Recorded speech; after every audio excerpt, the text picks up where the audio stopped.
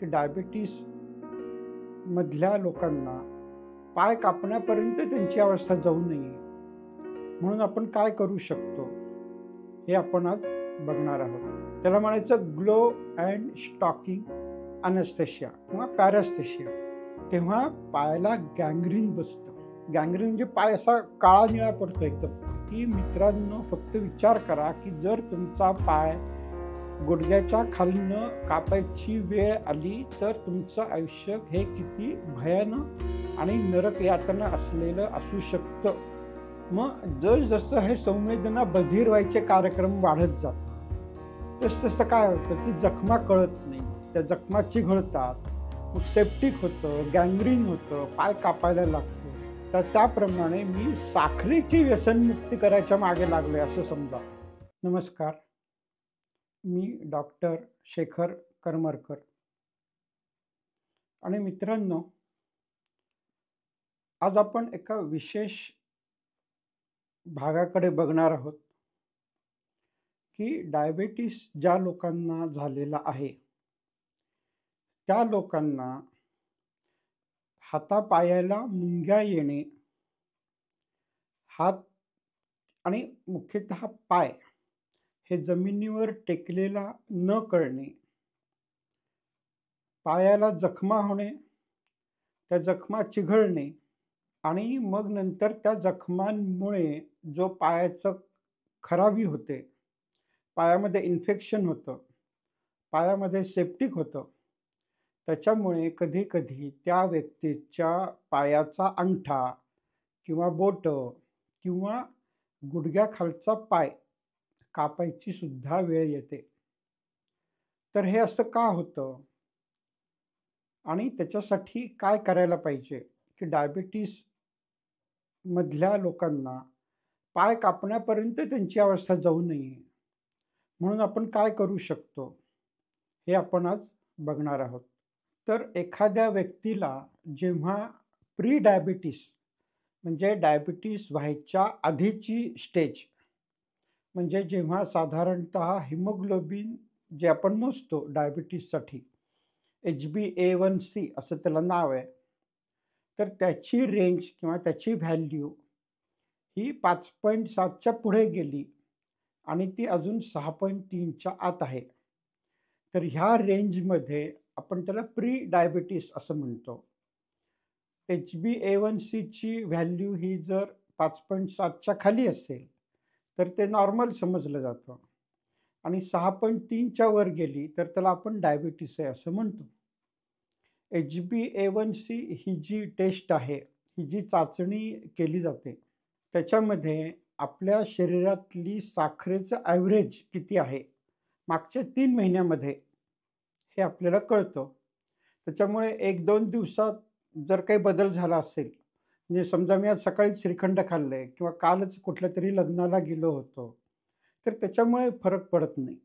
मागच्या 3 महिन्यामध्ये तुम्ही काय केलंय ह्याच्यावरती ते ठरतं की तुमची HbA1c ची व्हॅल्यू काय आहे.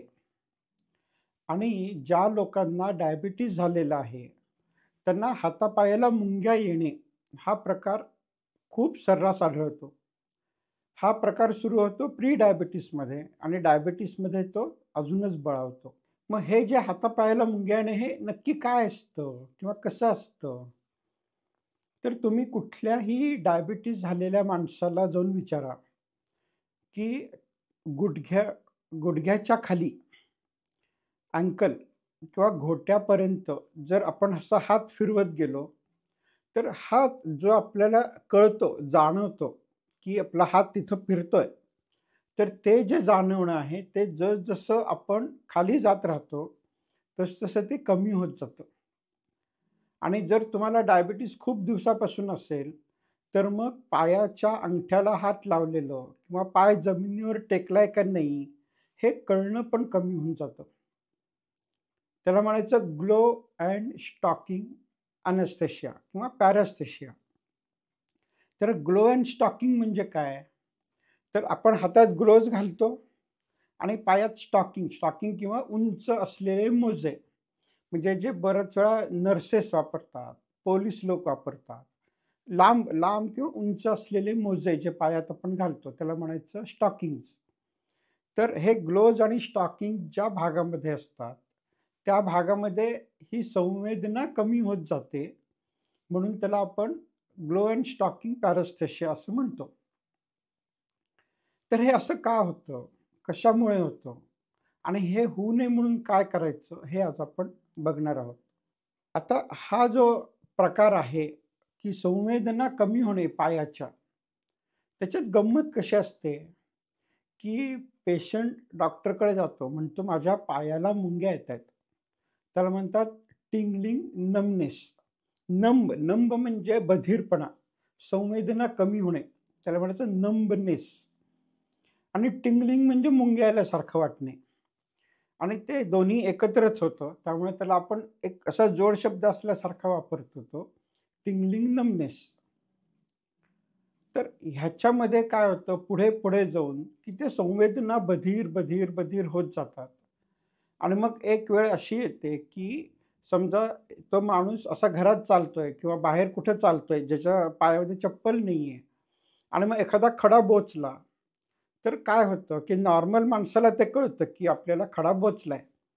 डायबिटीज झालेल्या माणसाला तो खडा बोचलेला कळत नाही. एखादा खिळा घुसला तर कळत नाही. एखादी पिन टोचली तर कळत नाही. मग होतं काय, की तिथे जखम होते. ती जखमेकडे दुर्लक्ष होतं कारण जाणवतच नाही ना, की तिथं जखम झाली हे जाणवत नाही. मग काय होतं ती जखम चिघळायला लागते. मग ती जखम जसजशी चिघळत जाते, तसं ते वाढत जातं दुखणं. आणि मग जखमा ह्या वारंवार होतात. म्हणजे आज मला काहीतरी खिळा टोचला, तो 8 दिवसांनी बरा होईल. पण त्याच्या आत पुन्हा मला अजून काहीतरी ब्लेड लागलं एखादं किंवा एखादी टाचणी लागली किंवा एखादा फरशीचा तुकडा लागला. नाही कळत ना, कारण संवेदना नाहीये त्या भागामध्ये. म्हणून मग काय होतं, की ह्या जखमा चिघळत जातात आणि मग जेव्हा खूप सिव्हिअर कंडिशन होते, तेव्हा पायाला गँग्रीन बसतं. गँग्रीन म्हणजे पाय असा काळा-निळा पडतो एकदम. म्हणजे तो मरून जातो भाग थोडक्यामध्ये. आणि मग जर ते सेप्टिक होतं त्याचं, त्याच्यामुळे पेशंटला ताप येतो, तो पाय दुखायला लागतो.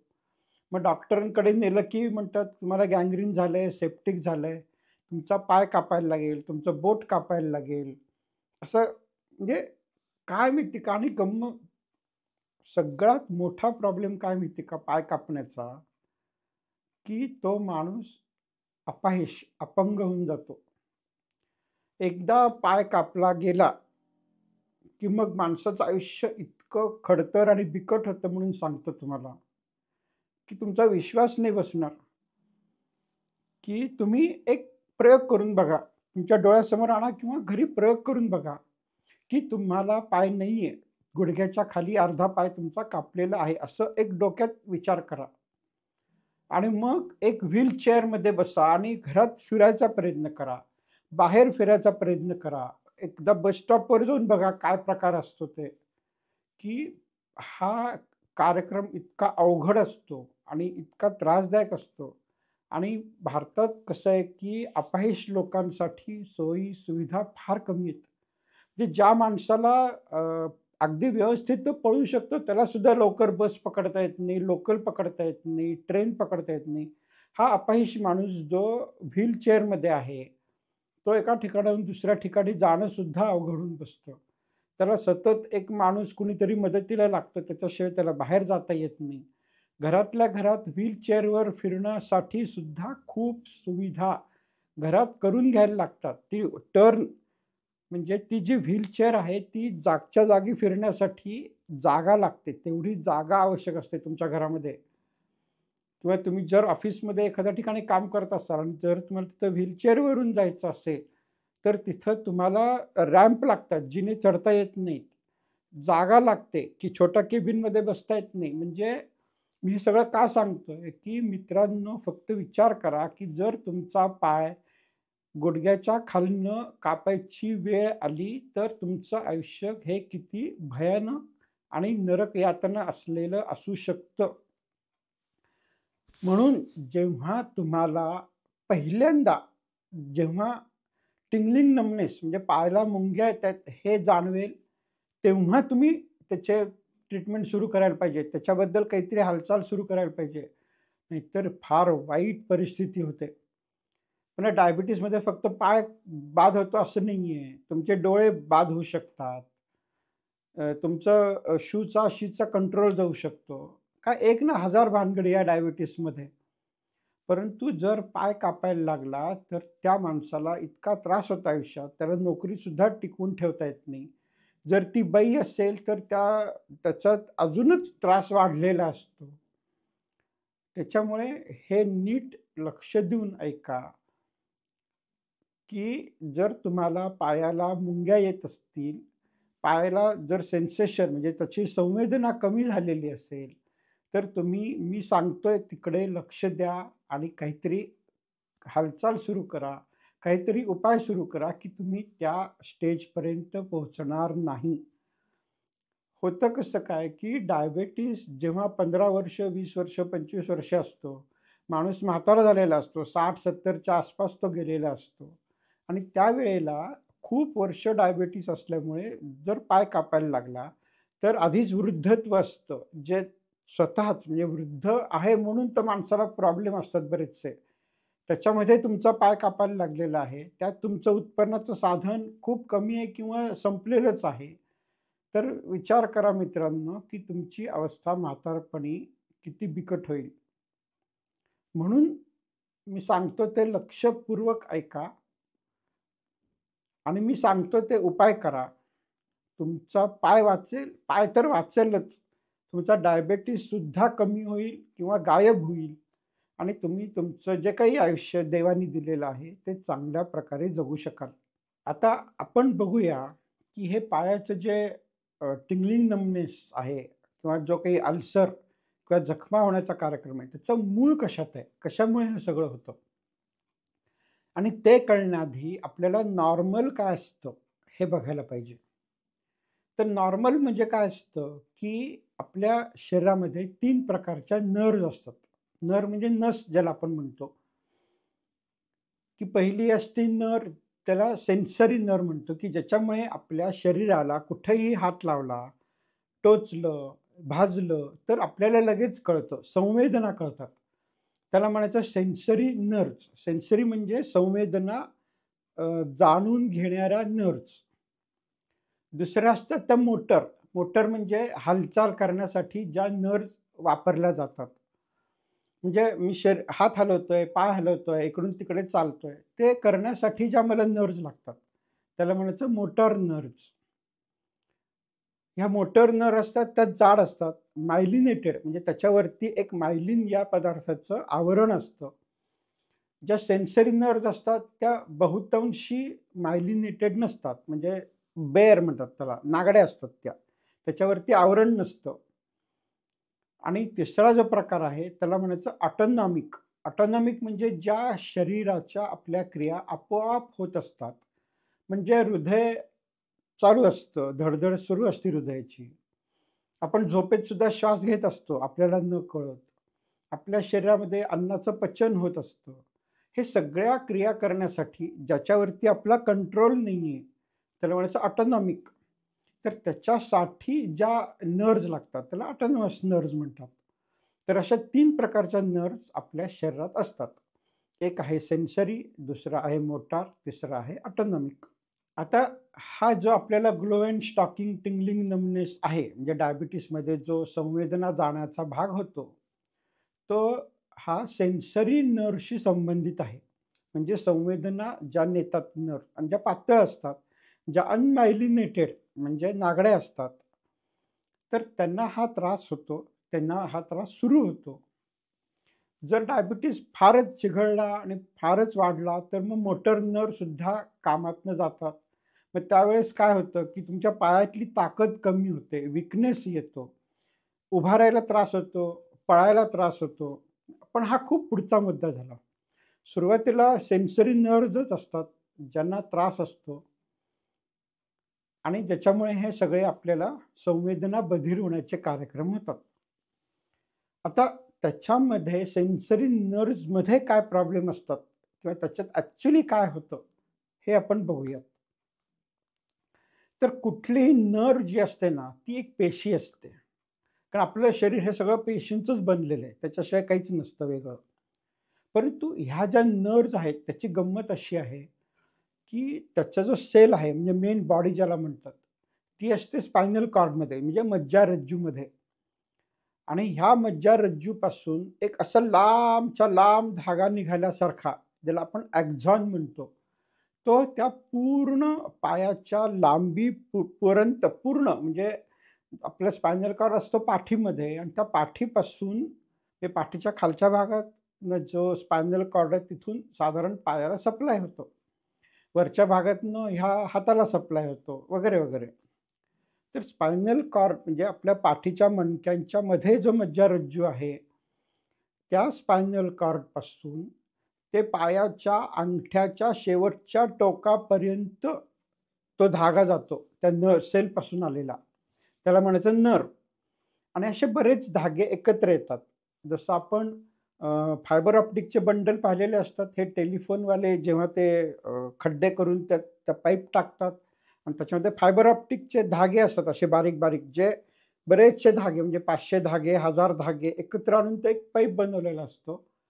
तशा आपल्या नर्व्हज असतात, की ज्याच्यामध्ये अशा कितीतरी म्हणजे हजारो छोटे-छोटे धागे हे एकत्र बनवून त्याचं बंडलिंग केलेलं असतं. त्याला आपण नर म्हणतो. आणि मग हे धागे आपल्या शरीराच्या वेगळ्या भागामध्ये सप्लाय करतात. आणि एक धागा जो आहे, त्याचा जो एरिया आहे, म्हणजे तो किती स्किनवरती म्हणजे शरीरातल्या त्वचेचा किती भाग हा एक धागा सप्लाय करतो, ते वेगवेगळ्या अवयवानुसार बदलतं. म्हणजे आपल्या ओठावरती, आपल्या तळहातावरती खूप जास्त धागे असतात. त्याच्यामुळे आपण एखादी वस्तू हाताळताना किंवा काही काम करताना बारीकसा अगदी म्हणजे केसा एवढा जरी फरक पडला तरी जाणवतो आपल्याला. परंतु पाठीला म्हणा, पोटाला म्हणा, हे धागे कमी असतात. त्यामुळे एक धागा जो आहे तो जास्त स्किनला सप्लाय करतो. त्याच्यामुळे आपल्या हाताला जेवढं बारीक कळतं, तेवढं आपल्याला पाठीला कळत नाही. आणि मग मजा कशी आहे, की हा धागा खूप जेवढा लांब होत जातो, तर तो धागा जगण्यासाठी, त्याचं चलन-वलन सुरू राहण्यासाठी त्याला एनर्जी पाहिजे. ती एनर्जी ह्या मूळ सेलमधनं जी स्पायनल कॉर्डमध्ये आहे, मज्जारज्जूच्या ठिकाणी बसलेली आहे. तिथून ती एनर्जी त्या लांबवर म्हणजे काही सेंटीमीटर, फूट किंवा अर्धा मीटरपर्यंत लांब असलेल्या त्या धाग्याला ह्या बॉडीमधनं सप्लाय करायला लागते. म्हणजे त्या सेल जी आहे आपल्या मज्जारज्जूत बसलेली, तिथून ती खूप लांब काही सेंटीमीटर लांब ते सप्लाय करत असते. आणि गंमत अशी होते, की जेव्हा डायबिटीज होतो माणसाला, त्याच्या शरीरातली साखर वाढते, तेव्हा त्या साखरेच्या परिणामामुळे ह्या ॲक्झॉनवरती म्हणजे तो जो धागा आहे लांबच्या लांब जाणारा नर्व्हमधला, तो बाद व्हायला लागतो. त्याचे तुकडे पडायला लागतात. तो खराब व्हायला लागतो आणि जसं हे खराब होणं वाढत जाईल, तसतसं आपल्या संवेदना बधीर व्हायला लागतात. तो जो धागा आहे, ज्याच्यातून आपल्याला संवेदना ह्या हात लावल्यानंतर तिथून पायापासून ह्या मेंदूपर्यंत जातायत. म्हणजे आधी ते मज्जारज्जू किंवा स्पायनल कॉर्डपर्यंत जातात आणि स्पायनल कॉर्डपासून वरती त्या मेंदूकडे पाठवल्या जातात सिग्नल्स. तर तो जो धागा आहे, तो जर बाद होत गेला, त्याला ॲक्झॉन म्हणतो आपण. तर तो ॲक्झॉन जर खराब होत गेला, तर आपल्याला संवेदना कळत नाहीत. कारण सिग्नलच जात नाहीये. मग एक उदाहरण द्यायचं म्हटलं, तर समजा आपण एखादी टेलिफोनची लाईन टाकलेली आहे आणि जर मध्ये कुणी येऊन काही कारणांनी ती लाईन कट केली, म्हणजे उंदरांनी कुरतडली असेल किंवा पाण्याने गंजली असेल, तर जर ती सिग्नल जात नसेल, तर आपला टेलिफोन लागणार आहे का? नाही लागणार आहे. त्याप्रमाणे आपण जेव्हा डायबिटीसमध्ये हे ॲक्झॉन खराब होतात, तेव्हा हात लावलेला कळत नाही. कारण सिग्नल जात नाहीये त्या लाईनमधनं, त्या केबलमधनं, त्या धाग्यामधनं, वायरमधनं. हा मुख्य प्रॉब्लेम आहे डायबेटिक न्यूरोपॅथी म्हणायचं त्याला. Peripheral neuropathy. डायबिटीसमध्ये सेंट्रल न्यूरोपॅथी पण असते, म्हणजे मेंदू किंवा स्पायनल कॉर्डवरती काम करणारी.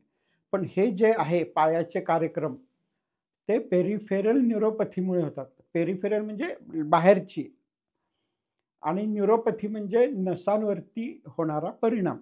मग जसं हे संवेदना बधीर व्हायचे कार्यक्रम वाढत जातात, तसं काय होतं, की जखमा कळत नाहीत. त्या जखमा चिघळतात. मग सेप्टिक होतं, गँग्रीन होतं, पाय कापायला लागतो. मग शरीर काय स्वस्थ बसलेलं असतं का? सगळं बघत आपलं काय चाललंय, हां, एक्झॉन गेला का जाऊ दे. हा धागा तुटला का तुटू दे. असं नाही करत शरीर. शरीर ते रिपेअर करायचा प्रयत्न करतं. म्हणजे जसं आपण एखादी टेलिफोन लाईन खराब झाल्यानंतर ते वायरमन येऊन दुरुस्ती करायच्या मागे पडतात. त्याप्रमाणे आपलं शरीरसुद्धा दुरुस्ती करायच्या मागे पडतं. परंतु होतं काय, की खराब व्हायचा जो वेग आहे, तो जास्त होतो आणि रिपेअर व्हायचा वेग हा कमी पडतो. आणि तो कमी पडायचं मुख्य कारण काय असतं तेही मी तुम्हाला सांगतो, की ही जी नर आहे, धागा आहे, त्याला जगण्यासाठी रक्तपुरवठा लागतो. तो रक्तपुरवठा ह्या आर्टरीमधनं बारीक कॅपिलरीजमधनं होत असतो. आणि जेव्हा डायबिटीस होतो, तेव्हा तो जो रक्तपुरवठा होणाऱ्या बारीक वाहिन्या आहेत, त्या वाहिन्या बंद पडतात, ब्लॉक होतात. त्याच्यामुळे मग तो जो धागा खराब होतोय, तो धागा रिपेअर करण्यासाठी जी सामग्री पाठवली पाहिजे, जे इक्विपमेंट पाठवलं पाहिजे, जे वायरमन तिकडे पोहोचले पाहिजे, ते पोहोचत नाहीत कारण त्यांचे रस्ते ब्लॉक झालेले आहेत. म्हणजे एका बाजूला माझा एक्झॉन किंवा धागा नर खराब होतीये आणि दुसऱ्या बाजूला रिपेअर करण्यासाठी माझे वायरमन तिथे पोहोचू शकत नाहीयेत. मग काय होणार आहे मित्रांनो? माझा टेलिफोन डेड होणार आहे. माझ्या केबल्स तुटलेल्याच राहणार आहेत आणि हा जो प्रकार आहे, तो तसाच चालू राहतो आणि मग आपला हा जो डायबिटीसमधला पेरिफेरल न्यूरोपॅथीचा जो कार्यक्रम आहे, तो खाली का होतो? म्हणजे अंगठ्याला का होतो? तो जांघेत का नाही होत? तो गुडघ्यापाशी का नाही होत? किंवा तो पाठीवर, पोटावर का नाही होत? कारण नर्व्ह तर सगळीकडे आहेत. त्याला सप्लाय करणाऱ्या वाहिन्या पण सगळीकडे आहेत. साधारणतः तशाच आहेत. मग तिकडं का नाही होत? पोटाला, पाठीला, फक्त पायालाच का होतं? तर त्याचं कारण असं आहे की जेव्हा तो एक्झॉन किंवा ती नर जितकी लांब जाते, तेवढं त्याला एनर्जी सप्लाय करण्यासाठी जो पुरवठा आहे, तो लांबवर सप्लाय करायला लागतो. म्हणजे त्याला म्हणायचं सप्लाय रूट्स. म्हणजे उदाहरणार्थ एखादा दुर्गम भाग आहे. एक साधारणतः शहरापासून एक 50 किलोमीटरवर आणि तिथं काही आपत्ती आली, तर ज्या फोर्सेस पाठवले जातात, ॲम्ब्युलन्स असेल, पोलिस असेल, त्यांना पोहोचायला वेळ लागतो, कारण ते लांब आहे. परंतु जर एखादी दुर्घटना शहरात घडली, तर त्याला पटकन सप्लाय केला जातो. फायर ब्रिगेडची गाडी पटकन पोहोचू शकते. तसं आपल्या पाठीला, पोटाला जे नर्व्हज आहेत, त्या मानाने छोट्या असतात. त्यांचे सप्लाय रूट हे शॉर्ट असतात, कमी असतात. परंतु जसं आपल्या स्पायनल कॉर्डपासून त्या नर्व्हचं अंतर वाढत जातं, तेव्हा त्याचा सप्लाय कमी होत जातो. कारण सप्लाय रूट लाँग असतात त्याच्यामध्ये. त्याच्यामुळे जर आपण असं बघितलं, की स्पायनल कॉर्डपासून आपण एक जर टेप मेजर घेतला आणि तो पायाच्या अंगठ्यापर्यंत मोजला, तर त्याच्यामध्ये जी लांबी आहे, ती शरीरात सगळ्यात जास्ती आहे. त्याच्यामुळे डायबिटिकच्या माणसांना जी जखमा होतात किंवा जे सेन्सेशन जायचे कार्यक्रम होतात, ते पायाच्या अंगठ्याला सगळ्यात जास्त झालेले असतात. आणि मग जसं परिस्थिती डायबिटीसमध्ये खराब होत जाते, तसं मग त्या स्पायनल कॉर्डच्या अलीकडे असलेले सुद्धा धागे तुटायला लागतात, खराब व्हायला लागतात. त्याच्यामुळे मग अंगठ्यापासून गुडघ्याकडे हळू तो प्रकार सरकायला लागतो. म्हणून डायबिटीसमध्ये जे न्यूरोपॅथी आहे ती ग्लो अँड स्टॉकिंग. कारण आपली जी बोटं आहेत ती पण स्पायनल कॉर्डपासून लांब आहेत आणि आपल्या पायाची जी बोटं किंवा अंगठा आहे, हा स्पायनल कॉर्डपासून लांब आहे. म्हणून तिथे सगळ्यात जास्त परिणाम होतो. आता हे झालं कशामुळे होतो किंवा का होतो हे असं. आता आपण बघूया की ह्याचं काय करायचं? तर सगळ्यात मोठा जर आपण काही करू शकत असू ह्याच्यासाठी, तर ते आहे साखर कंट्रोल करणे. जर तुमचं HbA1c प्रमाणाबाहेर वाढलं, म्हणजे 8, 9, 10, 12 जेवढं जास्त शुगर, तेवढे जास्त प्रॉब्लेम. त्यामुळे जेवढं तुम्ही शुगर चांगली ठेवाल, तेवढे तुम्ही चांगले राहाल, आनंदी राहाल, सुखी राहाल आरोग्यदायी राहाल, तुमचं आयुष्याचं तुम्ही चांगल्या प्रकारे उपभोग घेऊ शकाल. नाहीतर एक जर लेव्हल तुमची कंटिन्युअस वर आहे, तुमच्या पायाचा विषयच सोडून द्या तुम्ही. हे फार अवघड होऊन जातं. त्यामुळे साखर कंट्रोल करणे आणि त्याच्यासाठी म्हणून मी सांगतो, की तुम्ही साखर खाणं कंप्लीट बंद करा. कंप्लीट. की ब्रेडमधली कारण साखर म्हणजे नुसती साखर नसते. म्हणजे आपल्याला कसं वाटतं, की साखर म्हणजे चहात घातलेली साखर, शिऱ्यात घातलेली साखर, श्रीखंडात घातलेली साखर, असं म्हणजे ही तर साखर आहे, ती वाईट आहेच. परंतु जी साखर आपल्या ब्रेडमध्ये असते, कुकीजमध्ये असते, टोमॅटो सॉसमध्ये असते, म्हणजे असे कितीतरी पदार्थ आहेत. आता तुम्ही जर एखादं एनर्जी ड्रिंक घेतलं, कोका कोला घेतलं, सगळ्यात भयानक साखर असते. त्यामुळे कुठल्याही प्रकारची साखर तुम्ही खायला नाही पाहिजे. जेवढं तुम्ही साखर बंद कराल, तेवढे तुमचा पाय शिल्लक राहायची शक्यता वाढणार आहे. एवढं एक साधं सूत्र लक्षात ठेवा. आणि दुसरी गोष्ट म्हणजे ज्या पदार्थामध्ये खूप कॅलरीज आहेत, म्हणजे 100 ग्रॅम मागे जर 200 कॅलरीजच्या वरती असतील, तर ते पदार्थ खाऊ नका. इतकं साधं सोपं गणित आहे हे. आता उदाहरणार्थ, जर आपण एखादा बिस्किट पुडा घेतला, तर त्याच्यामध्ये 400, 450, 500 कॅलरीज असतात. जर आपण एखादा चिवडा घेतला, तर त्यात 500 ते 600 असतात. बाकरवडी घेतली, तर 600 ते 700 असतात. म्हणजे होतं काय, की असे पदार्थ हे प्रॉब्लेमॅटिक ठरतात, की जेवढी एनर्जी डेन्स्ड आहे, पॅक्ड आहे त्या पदार्थामध्ये, म्हणजे श्रीखंड असेल, शिरा असेल, जेवढं जास्त कॅलरीज तेवढं तुमच्या डायबिटीसला त्रास जास्त. एवढं साधं गणित आहे. आणि जेवढ्या कॅलरीज कमी, तेवढं तुमच्यासाठी ते आरोग्यदायी ठरणार आहे. म्हणजे आता काकडी खाल्ली, तर त्यात 100 ग्राम मागे फक्त 40 कॅलरीज असतात. टोमॅटो खाल्ला तर फक्त 80 कॅलरीज असतात. म्हणजे पालक घेतला तर 50 कॅलरीज असतात. म्हणजे 200च्या खूप अलीकडे ह्या कॅलरीज आहेत. अगदी भात घेतला तरी सुद्धा 150 ते 170 असतात. म्हणजे 200च्या आतच असतात.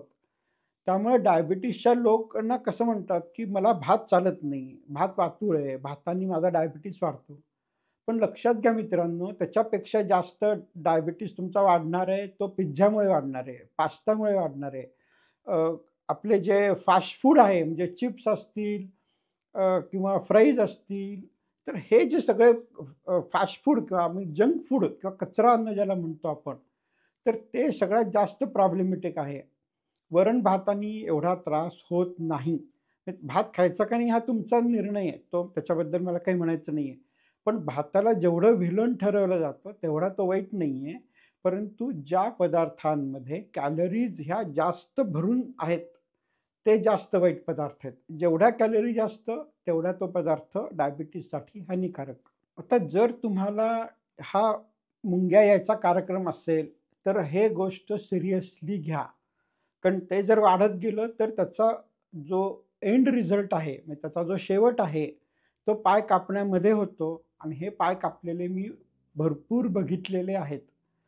अर्थात पाय कापणं हे खूप कमी जणांमध्ये पोहोचतं त्या पॉइंटपर्यंत. त्याच्या आधी डायबिटीसचे बरेच कॉम्प्लिकेशन्स तुमचा जीव घेऊ शकतात. परंतु ह्या पायाला जर तुम्हाला नीट ठेवायचं असेल, तर तुमचा डायबिटीस कंट्रोल करणं आवश्यक आहे. एक एक्स्ट्रा वाटी श्रीखंड खायचं आणि मी 10 युनिट जास्त इन्शुलिन घेईन असं चालणार नाही. कारण गंमत अशी आहे, की एक पॉइंट असा येईल, एक परिस्थिती अशी येईल, की तुम्ही 1000 युनिट इन्शुलिन जरी घेतलं ना, तरी तुमचं साखर कंट्रोल होणार नाहीये. त्यामुळे इन्शुलिन हा तात्पुरता उपाय आहे, थोड्यापुरता उपाय आहे. साखर न खाणे, गोड न खाणे, कॅलरी असलेलं न खाणे, हा मूळ उपाय आहे त्याच्यावरती. आणि ह्या सगळं समजावून सांगण्यासाठी म्हणून मी जे करमरकर वेलनेस सेंटरचा जो कार्यक्रम सुरू केलेला आहे, त्याच्यामध्ये मी हे सगळं व्यवस्थित समजून सांगतो. हाताला धरून समजावून सांगतो आणि कुठल्याही प्रकारची चिडचिड न करता किंवा तुम्हाला फोर्स न करता तुम्हाला समजावून सांगून हे तुम्ही कराल. म्हणजे बरंचसं जे जसं डी-अडिक्शन किंवा व्यसनमुक्तीचे कार्यक्रम राबवले जातात, तर त्याप्रमाणे मी साखरेची व्यसनमुक्ती करायच्या मागे लागलोय असं समजा. त्यामुळे तुम्हाला जर काही प्रॉब्लेम असतील, हातापायाला मुंग्या येत असतील, डायबिटीस असेल, तर तुम्ही माझ्याशी त्वरित संपर्क करा. म्हणजे आपल्याला तुमच्या ऑर्गन डॅमेज म्हणजे जे काही आपले इफेक्ट आहेत, प्रॉब्लेम आहेत, ते आटोक्यातच ठेवता येतील आणि चिघळणार नाहीत. तुमचा काय अनुभव आहे आणि तुम्हाला काय वाटतं हे कमेंटमध्ये जरूर लिहा. धन्यवाद.